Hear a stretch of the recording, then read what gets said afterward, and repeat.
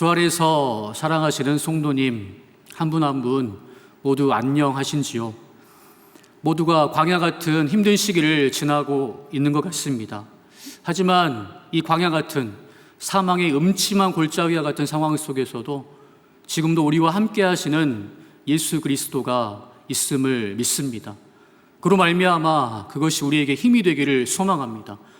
그리고 십자가에서 죄와 사망에서 그것을 삼키고 이기신 우리 주님의 평강이 우리들 가운데 지금 이 시간 임하기를 간절히 소원합니다. 텅빈 예배당에서 이렇게 카메라를 바라보고 성도님들의 안부를 묻는 이 예배가 참 오늘이 마지막이 되면 좋겠습니다. 다시 함께 만나서 얼굴과 얼굴이 맞대면서 서로 교감하면서 함께 예배드릴 수 있는 그날을 서로 간절히 소망하고 기대하고 그날이 빨리 올 수 있도록 계속해서 함께 기도하면 좋겠습니다. 호산나 교회는 감염병 예방과 그리고 이웃사랑을 실천하기 위해서 당분간 모든 공예배를 이렇게 온라인 예배로 드리고 있습니다. 하지만 우리 모든 그리스도인들은 예수 그리스도와 연합되어 있고 하나로 연결되어 있음을 믿습니다. 그리고 예수님께서 사마리아 여인에게 하셨던 말씀처럼 지금 우리에게 예수님께서 원하시는 것은 영과 진리로 드리는 예배, 즉 우리의 중심을 드리는 예배일 줄 믿습니다. 저는 이 시간 저와 여러분이 하나님께서 찾으시는 그 예배자가 되기를 축복합니다. 저는 오늘 본문 말씀을 살펴보기 전에 여러분과 한 가지 질문을 나누기 원합니다. 여러분은 예수님을 믿고 난 후에 가장 힘든 것이 있다면 무엇인지요? 정말 여러분이 예수님을 영접하고 나서 마음에 가장 불편한 것이 무엇인가 하는 것입니다. 사람들마다 차이가 있겠지만 어떤 사람은 그것이 술과 담배가 될 수 있을 것입니다.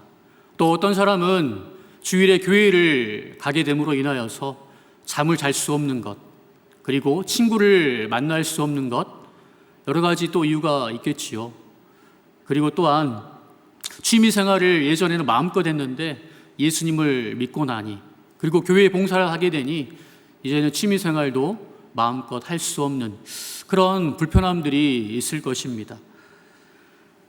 그런데 왜 이런 불편함이 우리가 신앙을 갖게 되면 생기게 되는 것일까요? 그것은 신앙인이 된다는 것은 내가 주인된 삶에서 예수님을 주인으로 모시는 삶으로 변하는 것이기 때문입니다. 내가 주인된 삶에서 예수 그리스도를 나의 구원자요 삶의 주인으로 모시는 삶으로 변하는 것이 바로 신앙생활이기 때문입니다. 그래서 신앙인에게 이러한 고민은 평생토록 지속되는 것입니다. 그래서 말씀과 현실과의, 그리고 말씀과 우리의 믿음과의 괴리로 인하여서 우리는 평생 이것으로 인하여서 고뇌하고 또한 고민하고 그러는 것 같습니다. 정말 신앙인이라면 이러한 고뇌와 고민의 시간을 통해서 신앙이 성장하고 성숙하는 것 같습니다. 잠시 저의 이야기를 나누기 원합니다. 저는 오늘 설교가 어떤 교리적인 내용을 전달하기보다는 하나님의 말씀 앞에 우리 자신을 비추어서 우리 자신이 정말 하나님 앞에서 말씀의 거울 앞에서 어떠한 존재인가를 한번 살펴볼 수 있는 그 시간이 되면 좋겠습니다. 지금 제자훈련 과제로 설교 요약을 하고 계신 분들이 계실 텐데요. 잠시 여러분의 볼펜을 내려놓고 마음으로 저의 이야기를 경청해 주시면 좋겠습니다. 저는 군 제대 후 신학대학원에 가기 전에 3년 동안 이보영의 토킹클럽이라는 영어 프랜차이즈 그런 회사에서 영업 일을 했습니다. 그때 제가 신앙적으로는 광주에 있는 500명이 모이는 그런 교회에서 청년부 회장을 하고 있었습니다. 청년부 회장 생활을 하면서 또한 그런 영업을 하는 가운데 저에게 있어서 예수님을 믿고 나서 가장 힘든 일은 술 문제였습니다. 영업을 함에 있어서 참 술을 먹지 않으면 좀 어려움이 있다는 것을 영업하는 사람은 누구나 다 경험하기 때문입니다. 참 그것이 저에게는 고민이었는데, 그래도 믿음은 들음에서 난다는 로마서 말씀처럼 제가 청년부 회장이다 보니 교회의 모든 공예배에 참석을 해야 됐고, 그리고 양육훈련, 성경 통독, 또 특별 새벽기도 같은 것들을 의무적으로 참석을 해야 됐습니다. 그렇게 말씀이 조금씩 제 가슴 가운데 들어오면서 제 안에는 고민이 생겼습니다. 그리고 작은 변화가 생겼는데요. 그 변화의 시작은 뭐였냐면, 제가 교회에서 회장으로 활동하는 모습과 제가 영업 현장에서 세상 속에서 참 영업하는 사람으로 살아가는 모습이 너무나도 다르다는 것을 제 스스로 보면서부터 참 제 안에 변화가 시작됐습니다. 내 안에 이중적인 모습을 보게 된 것이죠. 그러면서 저는 참 고뇌가 생겼습니다. 내가 정말 하나님을 믿는 것인가? 그런 신앙적인 고민이 계속되었고, 그 고민은 3개월이 넘도록 지속되었습니다. 그리고 저는 한 가지 결단을 했습니다. 정말 예수님, 하나님이 살아계신다면 이렇게 신앙생활을 할 거 제대로 하나님을 믿고, 또한 하나님이 살아계시지 않는다면 그냥 이렇게 교회 다닐 필요가 없이 세상 속에서 세상의 쾌락을 마음껏 누리며 살자라고 하는 그런 결단이었습니다. 그래서 저는 정말 하나님이 살아계신가 하는 고민과 그런 기도를 드리는 가운데, 하나님께서는 저에게 성경 말씀으로 살아계신 하나님, 그 임재를 경험하게 해 주셨습니다. 그래서 저는 그날 제 핸드폰 번호를 바꿨습니다. 예전에 핸드폰 번호는 제 학군단 번호인 117이, 칼칠이 학군단이 저희 학교의 그런 별명이었는데, 칼칠이, 칼로 쳐 죽인다는 그런 느낌 아닙니까? 근데 저는 그날 제 핸드폰 뒷자리를 어떻게 바꿨냐면 1189번으로 바꿨습니다. 1189, 여러분 무엇인지 감이 오시나요? 저에게 하나님은 성경 말씀을 통해서 인격적으로 만나주셨는데, 제가 성경을 보면서 성경 총 장수가 1189장이라는 것을 그때 알게 되었습니다. 구약 성경은 39권이시요. 39권. 그거는 929장으로 되어 있습니다. 그리고 신약 성경은 총 27장으로 되어 있는데 장수로 따지면 260장이더라고요. 그래서 둘을 더하면 1189가 되는 것입니다. 세상 사람들에게는 별것 아닌 숫자지만 저에게는 참 이 숫자가 의미 있게 다가왔습니다. 그리고 저는 그때 핸드폰 번호를 바꾸면서 예수님을 제대로 믿어야 되겠다는 그런 결단과 함께 처음으로 한 가지 더 결단을 내린 게 뭐냐면, 이제 그리스도인으로서, 청년부 회장으로서 눈치 보며 먹는 그 술을 끊어야겠다라는 결단이었습니다.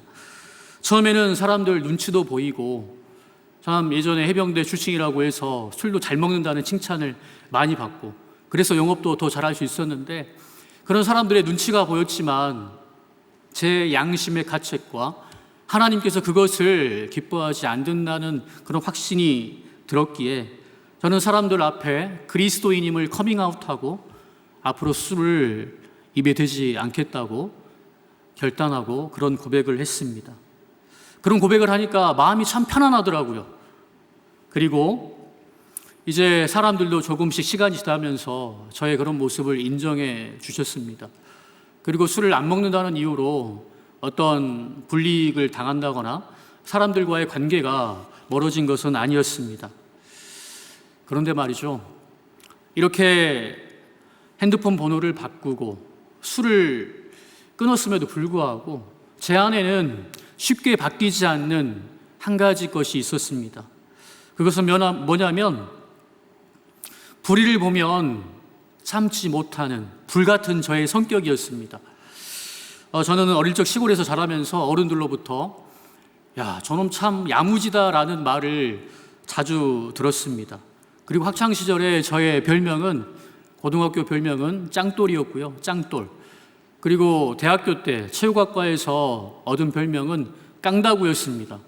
체육학과와 다른 건축학과, 다른 어떤 그런 충돌이 있을 때 항상 제가 앞장서서 그런 일들을 다 맡고 싸웠기 때문입니다. 어릴 적부터 그런 이야기를 자주 듣다 보니까 말이 씨가 된다는 그런 이야기처럼 저도 모르게 어떤 상황이 발생했을 때 다른 사람들은 가만히 있는데 저는 꼭 나서서 뭔가 발언을 해야 하고 뭔가 행동을 취해야 한다는 그런 생각이 제 마음속에 자리 잡은 것 같습니다. 이런 기질이 있어서 그런지 폭력이 난무했던, 선배들의 폭력이 강했던 체육과 생활 속에서도 선배들과 일부 마찰이 있었지만 남에게 얕보이지 않는 매서움으로 그 힘든 체육과 생활을 견뎌낼 수 있었고, 또한 해병대로 갔을 때는 제가 키가 가장 작았는데 그럼에도 불구하고 저보다 큰 우리 소대원들, 그리고 본부 중대장 생활할 때와 정보장교를 생활할 때 저보다 다 체격이 크고 정말 강한 사람이 있었지만 저희 이런 기질 때문에 그 힘든 전투적인 해병대 생활에서도 살아남을 수가 있었던 것 같습니다. 해병대 군가 가운데 이런 가사가 있습니다. 싸워서 이기고 지면 죽어라. 지금도 생각이 나네요. 싸워서 이기고 지면 죽어라. 헤이 빠빠리빠. 이런 가사예요. 지금 들으면 참 불편하고 마음에 어떻게 이렇게 할 수 있을까, 그런 불편한 마음이 드는데 그 당시에 저는 이 가사가 너무나도 멋졌습니다. 싸우면 무조건 필승해야 되는 것이고 죽으면 죽어야 하는 것이 군인의 본분이 아닌가라는 생각을 했기 때문입니다. 그래서 싸워서 이기고 지면 죽어라 라는 그런 해병대 생활이 저의 체질에 참 맞았던 것 같습니다. 그런데 말입니다, 그런 제가 군 제대를 하고 다시 10년 만에 교회를 다니게 되면서 신앙생활을 하게 되니까 술을 끊고 또 이렇게 여러 가지 결단을 함에도 불구하고 불쑥불쑥 이 불같은 성격이 튀어나오는 것을 종종 경험할 수 있었습니다. 그때마다 제가 내뱉은 말과 행동으로 인하여서 제 마음이 무너지고 많은 사람에게 상처를 준다는 것을 알 수 있었습니다. 정말 저의 죄된 본성이 얼마나 악한지를 뼈저리게 느낄 수가 있었습니다. 저의 죄된 본성은 악한 자를 봤을 때 평상시에 저도 예의 있고 정말 바르다고 생각하지만 뭔가 아니다고 생각할 때는 꼭 나서서 한마디를 해야 되거든요. 그래서 그냥 악한 자가 있을 때는 반드시 응징을 하는 것이 제 성격이었고, 누가 저의 오른뺨을 때렸다고 생각해 봅시다. 예수님께서는 다른 뺨을 돌려대라고 말씀하시지만 저의 죄된 본성은 참 목회자로서 이런 말 하기가 너무나도 부끄럽지만 솔직한 제 마음은 재빨리 오른발 하이킥을 왼쪽 머리와 목 사이로 날려서 넘어뜨리고 위에 올라타서 UFC 선수처럼 양쪽 뺨을 때려주고 싶은 그런 마음이 들 때가 참 많은 것이 저의 솔직한 마음일 때가 많습니다. 정말 부끄럽지요. 그런 마음이 아직도 목사인 저에게는 종종 있습니다.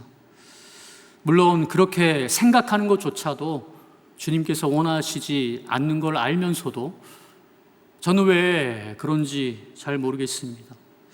의지적인 결단을 통해서 술을 끊었지만 목사가 되어서도 현재까지도 여전히 힘든 것, 제가 생각하는 저의 기준에 의한 불의, 그것을 볼 때 뭔가 나서고 싶고 한마디 하고 싶은 그런 모습. 우리 호산나 교회 목회자들 참 많이 있는데요, 다들 정말 인격자시더라고요. 저는 보면 호전적이고 약간 이렇게 우리 목사님들이 봤을 때도 김옥준 목사 건들면 안 된다라는 생각을 하고 있는 게 느껴집니다. 그런 모습이 참 저는 요즘에 더 느껴지면서 하나님께서 이런 저를 다루시고 변화되기를 원하시는구나 라는 그런 마음을 갖습니다. 성경에 말씀하기를 우리 디모데후서 이렇게 말씀하고 계시죠. 주의 종은 마땅히 다투지 아니하고 모든 사람에 대하여 온유하며 가르치기를 잘하며 참으며 그리고 거역하는 자를 온유함으로 훈계할 수 있어야 된다고 말씀하는데, 이 기준에서 보면 저는 아직도 참 혈기왕성한 목사고 아직 당 멀었구나 하는 그런 생각을 해봅니다. 제가 처음 호산나 교회 왔을 때 여기 화면으로 보시는 우리 성도님들 기억하시는 분들 계실 것입니다. 해병대 머리 스타일보다 더 짧은 머리로 정말 또 한인상 했을 텐데, 지금 좀 머리가 길어서 그나마 조금 바뀌었는데 아직도 제 마음에는 그러한 어려움이 있다는 것을 제 스스로가 느끼고 있습니다. 저는 오늘 본문 말씀을 계속해서 묵상하면서 예수님께서 체포되시는 장면, 여러 가지 말씀들이 있는데 유다의 배반과 대제사장과 서기관들의 그런 어두운 면, 정말 군병들의 정말 악랄함, 그런 것들이 있지만 제 마음속에서 계속해서 이렇게 보여지고 제 마음에 다가오는 그 말씀은 뭐였냐면, 오늘 본문 속에서 칼을 빼어서 휘두른 한 제자의 모습이 요즘 저의 모습과 참 많이 닮았다는 생각이 들었습니다. 같은 이야기를 다루고 있는 요한복음 말씀을 보면 칼을 빼어든 제자, 오늘 마태복음에서는 그 제자의 이름을 밝히지 않았는데 요한복음 18장 10절에 보면 그 칼은 베드로의 칼이었고, 베드로가 칼을 꺼내서 대제사장의 종 말고의 오른쪽 귀를 베었다라고 기록하고 있습니다. 그리고 병행 말씀인 누가복음 22장 말씀을 보면 베드로가 오늘 본문에서 정말 칼로 귀를 베기 전에 또 다른 한 제자가 예수님께 이렇게 말한 것이 기록되어 있습니다. 주님, 칼로 우리가 그들을 치리이까? 예수님, 우리가 그들을 칼로 칠까요? 라고 물은 그 물음이 있어요. 근데 누가복음에 보면 예수님의 대답이 나오기도 전에 베드로는 그 즉시 정말 군병들이 예수님께 손을 대는 모습을 본과 동시에 말고의 귀를 잘랐다는 것을 우리가 알 수가 있습니다. 예수님의 말씀보다 자기의 생각과 감정이 앞선 베드로의 모습 말입니다. 저는 이 모습이 정말 저의 모습과 똑같다는 그런 생각을 하게 되었습니다.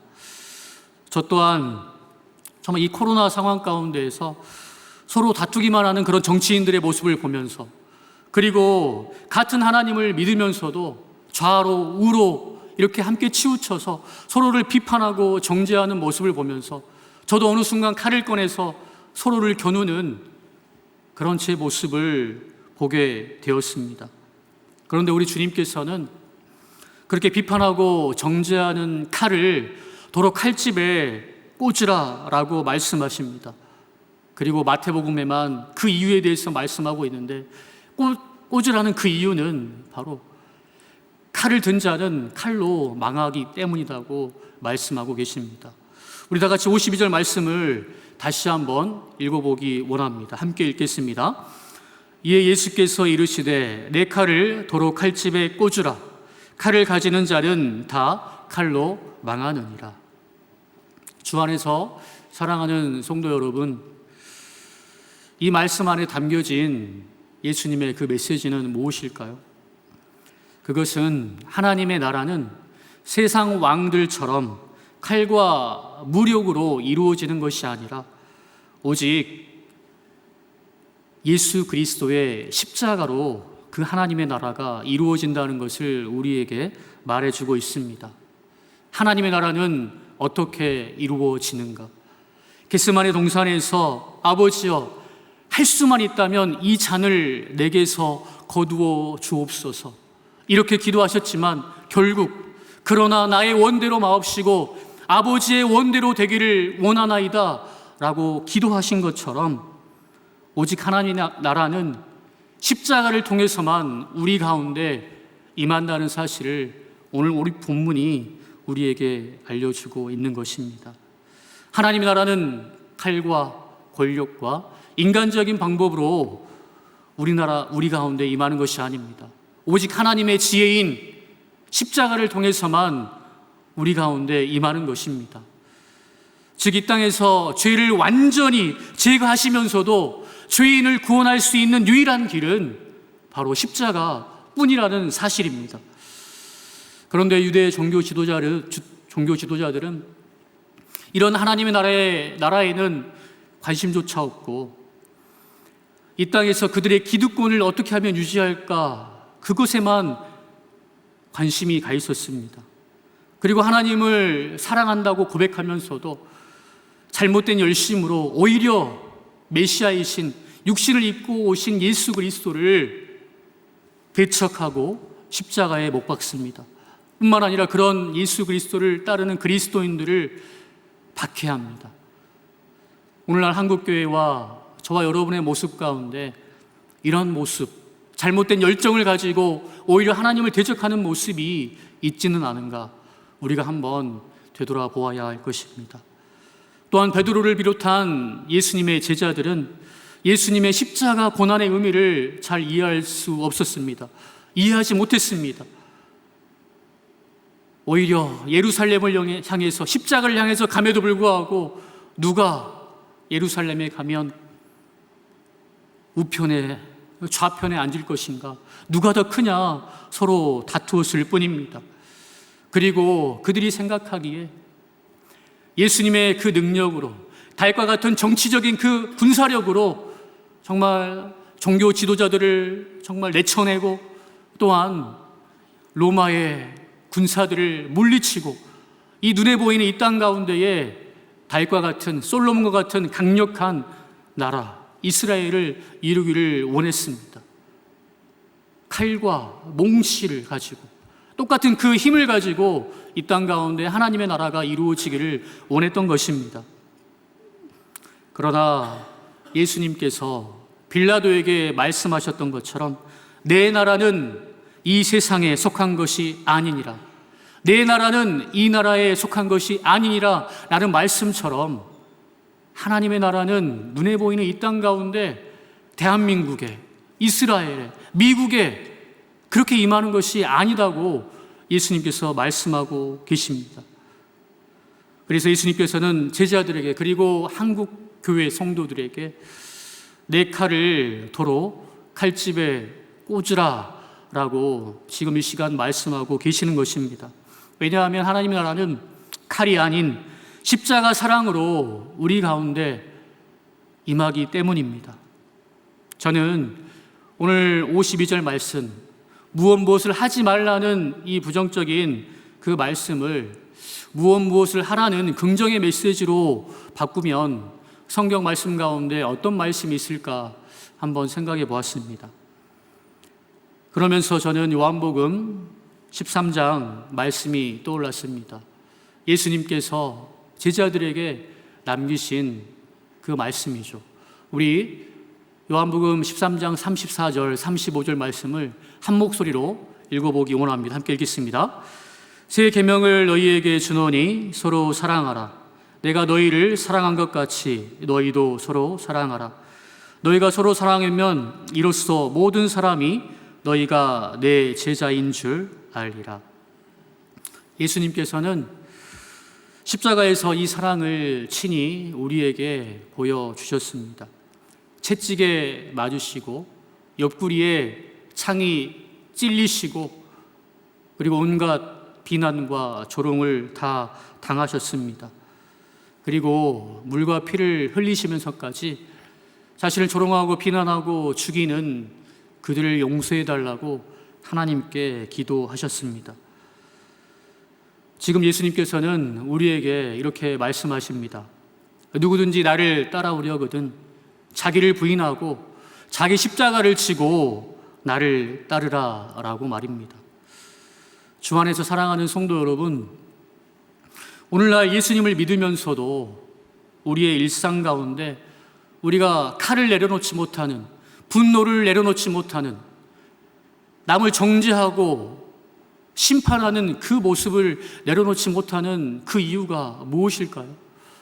저는 이러한 질문을 제 자신에게 한번 던져보았습니다. 왜 김옥주 목사는 이렇게 순간순간 분노하고 말을 함부로 하고 누군가를 정죄할까? 제 자신에게 그 질문을 던져보니 답이 금방 나왔습니다. 그것은 칼을 도로 집어넣으라는 그 주님의 말씀을 알면도 불구하고 그 말씀을 무시하는 저의 교만함 때문인 것입니다. 다시 말해서 입술로는 하나님을 공경한다 하면서도 실제 삶에서는 제 마음이 하나님으로부터 멀어져 있는 그런 제 자신의 모습을 볼 수 있었습니다. 입술로는 주여 주여 하면서도 일상의 생활에서는 실제의 삶에서는 여전히 제가 주인이 되어서 다른 사람을 판단하고 정죄하는 그러한 삶으로 살고 있는 그 모습들이 제 안에 발견된 것입니다. 주안에서 사랑하는 성도 여러분, 여러분들의 삶은, 여러분의 마음은, 여러분의 신앙은 지금 어떠신지요?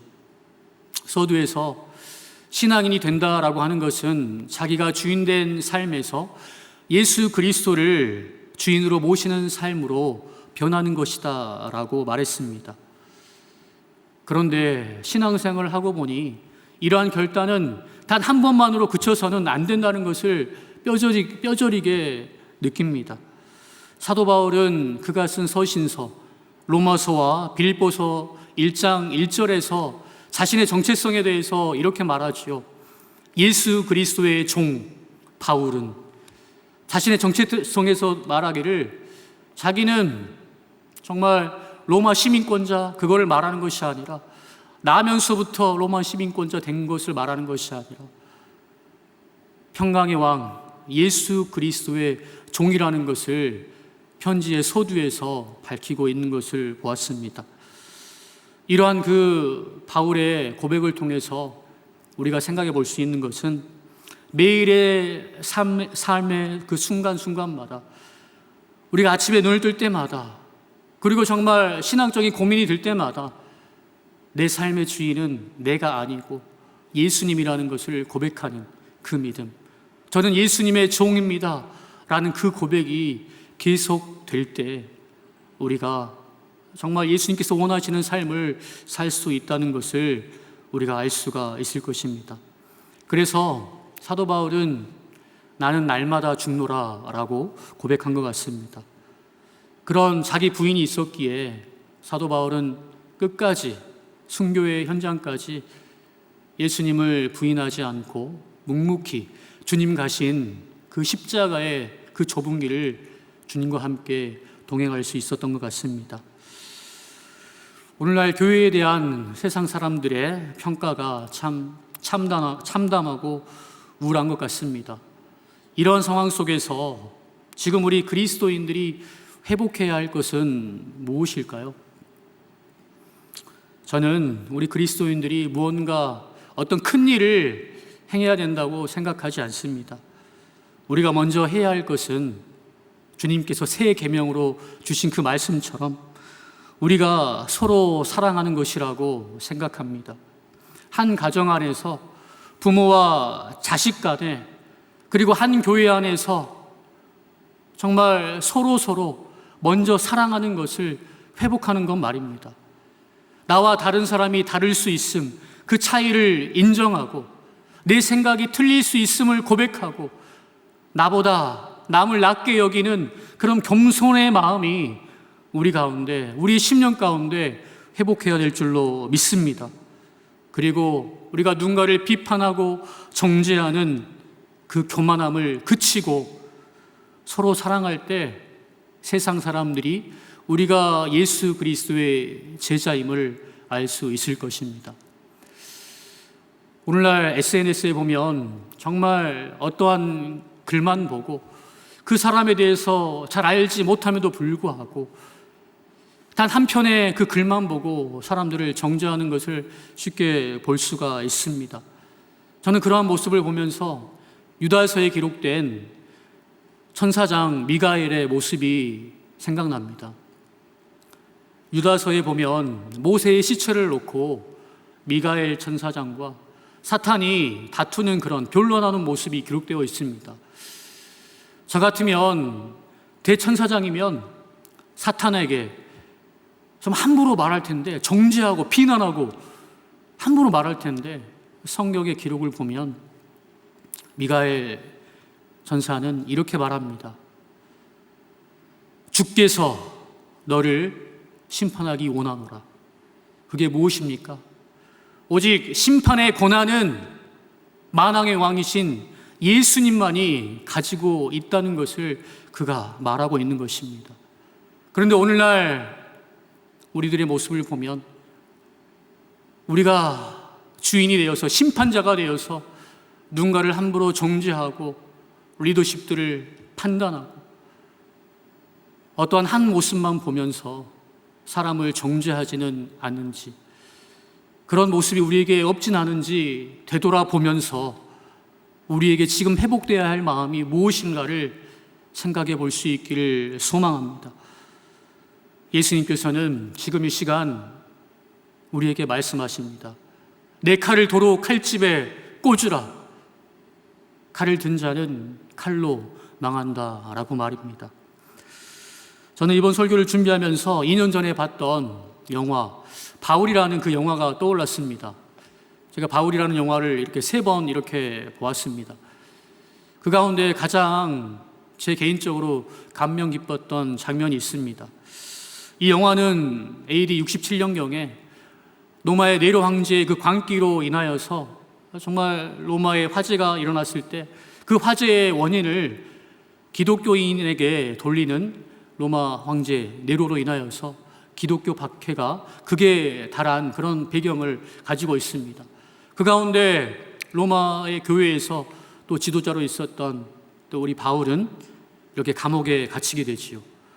그때 로마 교회, 정말 가정교회라고 할 수 있는 브리스길라와 아굴라가 또 지도자로 있었던 그 교회 가운데 젊은 한 청년이 그 공동체 밖으로 나아갔을 때 네로 황제의 명을 받은 로마 군인이 그가 그 어린 청년이 그리스도인이라는 사실을 알고서 그를 무참하게 살해하게 됩니다. 그리고 그 사실을 알게 된 공동체, 지하교회 우리 동료들이 그를 이렇게 공동체 안으로 데려오게 되고 그 아이의 어머니는 몰골이 상하고 온몸에 피를 흘린 자신의 아들을 보면서 오해라는 장면이 나옵니다. 그리고 그의 사촌 형이 자기 조카가 죽는 모습을 보면서 너무나도 안타깝고 분노하여서 사람들에게 우리도 당할 수만은 없다. 우리도 밤중에 나아가서 몰래 그들을 쳐 죽이자라고 선동하게 됩니다. 그때 누가는 그래도 말로라도 그래도 바울은 사랑해야 된다라고 말했다고 합니다. 이런 상황 가운데 누가는 몰래 이렇게 바울이 갇혀있는 감옥에 가서 지금 있었던 일에 대해서 바울에게 이야기합니다.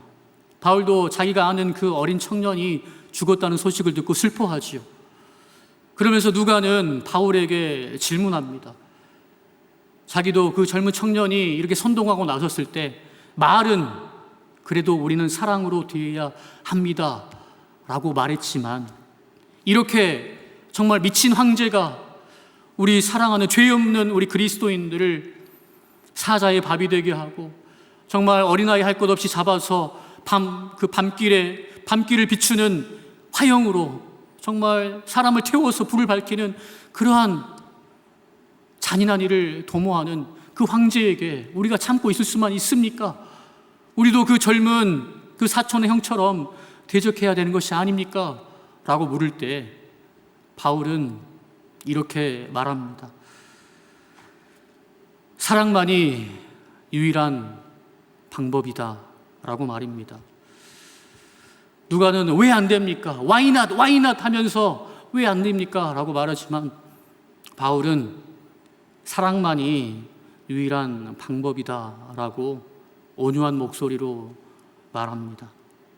그러면서 고린도전서 13장에 기록된 그 말씀들이 대사로 흐릅니다. 오래 참아주는 사랑, 친절하고 시기하지 않고 교만하지 않는 사랑, 무례하지 않고 자기 이익을 추구하지 않는 사랑, 쉽게 화내지 않는 사랑, 진실을 두고 기뻐하는 사랑, 악을 보고 결코 기뻐하지 않는 사랑, 지켜주고 믿으며 바라고 모든 것을 견디며 참아내는 사랑, 그런 사랑 말일세 하고 누가에게 이야기하면서 누가의 손을 잡으면서 그를 껴안아 줍니다. 그러면서 한때 자기의 예전 모습을 이야기하죠. 자기도 한때는 그 젊은 사촌 형처럼 혈기왕성하여서 예수 믿는 자들을 잡아 죽이는 그 일에 열심이었다는 그 자신의 간증에 대해서 이야기하게 됩니다. 다메섹으로 가는 그 길, 그 가운데서 만난 예수 그리스도, 그 이야기를 해주게 되지요. 그러면서 혈기왕성한 정말 분노와 정말 열정으로, 잘못된 열정으로 가득 찼던 자신이 어떻게 변화되었는가를 이야기해 주는데, 태양빛보다 더 밝은 빛으로 다가온 예수님께서 사울아 사울아 내가 왜 나를 박해하느냐 라고 말씀하시면서 그가 누구냐라고 했을 때 내가 박해하는 나사렛 예수다 라는 말을 듣게 되고, 그리고 눈을 볼 수 없었지만 아나니아를 통하여서 정말 따뜻하게 자기를 환대해 주는 환대를 경험하고, 그리고 자신에게 예수 그리스도의 사랑의 기도를 해주면서 그를 용납하고 그에게 세례를 베푸는 그 사랑을 경험하고 나서 그의 눈에서 비늘이 벗겨지면서 잘못된 그 열심이 정말 사랑으로 바뀌고, 진정 사람을 변화시킬 수 있는 것은 사랑밖에 없다는 것을 그가 깨닫게 되었다는 것을 누가에게 이야기해 주는 그런 장면이었습니다. 그는 그 스데반이 순교당하는 그 장면을 유심히 보았을 것입니다. 어떻게 스데반이 자기를 돌로 쳐 죽이는 그런 자들을 향하여서 하나님께 용서해달라고 기도할 수 있었을까? 그리고 그런 상황 가운데서도 어떻게 평안을 누리고 하나님 보좌 우편에 서신 예수 그리스도를 바라보면서 내 영혼을 받으소서라고 할 수 있을까? 그런 의문이 들었을 텐데, 그도 신앙생활을 하면서 날마다 내가 죽고 예수로 사는 삶을 다짐하면서 그도 조금씩 그의 삶에서 그런 사랑을 실천하는 삶을 살 수 있었던 것입니다. 이제 말씀을 맺겠습니다. 예수님께서 이 마지막 때가 되면 사람들의 사랑이 식어질 것이라고 말씀하셨습니다. 이럴 때일수록 우리 모든 그리스도인들은 마음으로 뜨겁게 지금 곁에 있는 우리 성도님들을, 우리 가족을, 이웃을 사랑해야 되겠습니다. 미안의 기독교 변증서로 알려진 파스칼의 팡세, 그 팡세에는 이런 귀절이 있었습니다.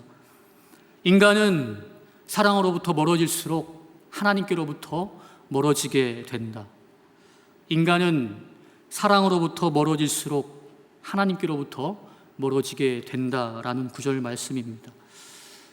오늘 본문 속에서 하나님께 대한 열심은 있었지만 그 안에 사랑이 없음으로 말미암아 오히려 하나님의 나라가 임하는 것을 방해하는 종교 지도자들의 모습과, 십자가를 잘 이해하지 못하고 정말 세상적인 방법으로 하나님의 나라가 이 땅 가운데 이루어지기를 원했던 베드로와 그 제자들의 모습이 우리 가운데 있진 않는지 우리가 한번 돌아보길 원합니다. 그리고 지금 내 삶의 주인은 누구인지 한번 돌아보기 원합니다. 이제 예수님께서 말씀하신 내 칼집에 도로 넣으라 라는 그런 말씀 앞에서 우리가 어떻게 살아갈 것인가를 결단하며 나아갈 수 있기를 소망합니다.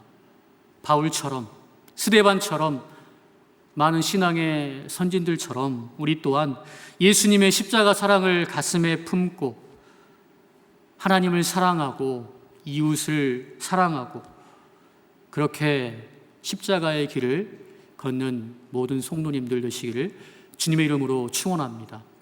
이 시간 아주 오래된 찬양이긴 하지만 가사가 참 은혜가 되어서 선곡을 했는데요. 우리 사랑의 송가라는 이 찬양을 함께 부르면서 기도하며 나아가기 원합니다.